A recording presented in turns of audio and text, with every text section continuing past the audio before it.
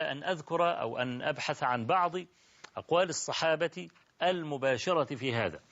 فيعني اجتزأت بكلام لعمر ابن الخطاب رضي الله عنه، وكل الأخبار التي أذكرها ثابتة، يعني مش محتاج أن كل خبر أقول بإسناد صحيح إسناد حسن، لا، أنا إنما انتقيت هذه الأقوال بعدما نظرت في أساندها، ورأيت بعض أهل العلم يصحح هذه الآثار كالذهبي وكابن القيم وغيرهما من أهل العلم.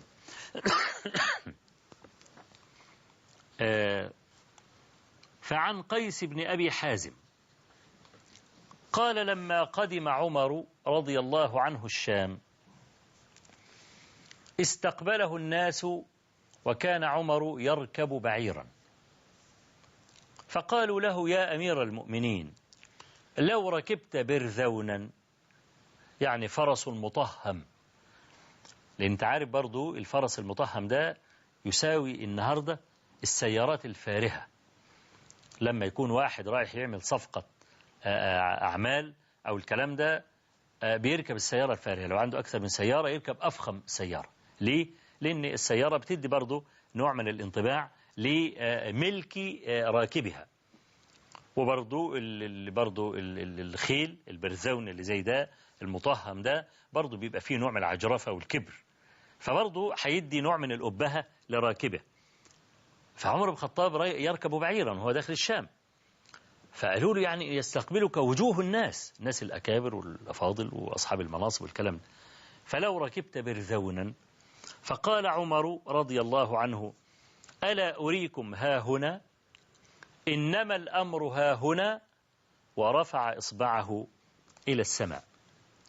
وثبت عنه أيضا أنه قال ويل لديان الأرض من ديان السماء إلا أن يأمر بالعدل ويقضي بالحق. يعني كل إنسان يقضي في قضية أرضية ولم يتوخى فيها العدل ولا الحق ويل له من ديان السماء عندما تنصب الموازين. ده معنى كلام عمر بن الخطاب رضي الله عنه. وعندنا أيضا واقعة موت أم المؤمنين عائشة رضي الله عنها لما دخل عليها ابن عباس وهي تموت، فقال لها كنت أحب النساء إلى رسول الله صلى الله عليه وسلم ولم يكن يحب إلا طيبا، وأنزل الله براءتك من فوق 7 سماوات. ده كلام ابن عباس، برضو ده كلام الصحابة رضي الله عنه. ينزل الله براءتك من فوق 7 سماوات. طبعا عائشة قالت له إليك عني يا ابن عباس، وددت لو أني خرجت منها كفافا لا لي ولا علي.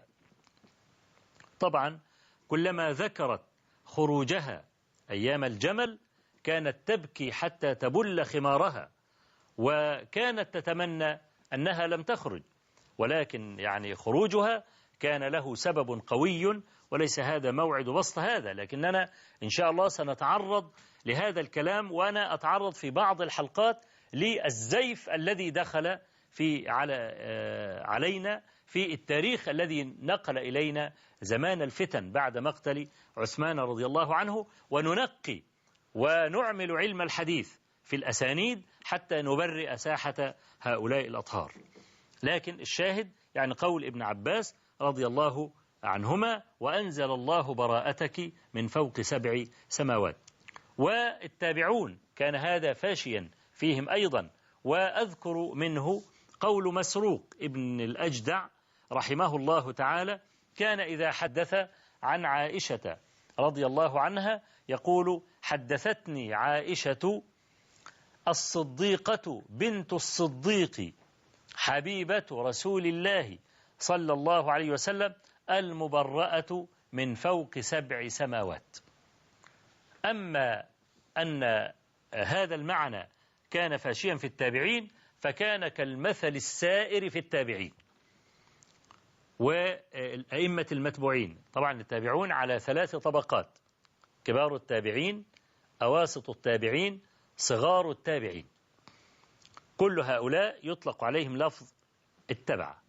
في عندنا التابعون وصغار التابعين وصغار التابعين وتبع الأتباع. تبع الأتباع طبعا دول برضو عبارة عن طبقات حتى نصل إلى الأئمة المتبوعين الذين صار لهم في الناس مذاهب.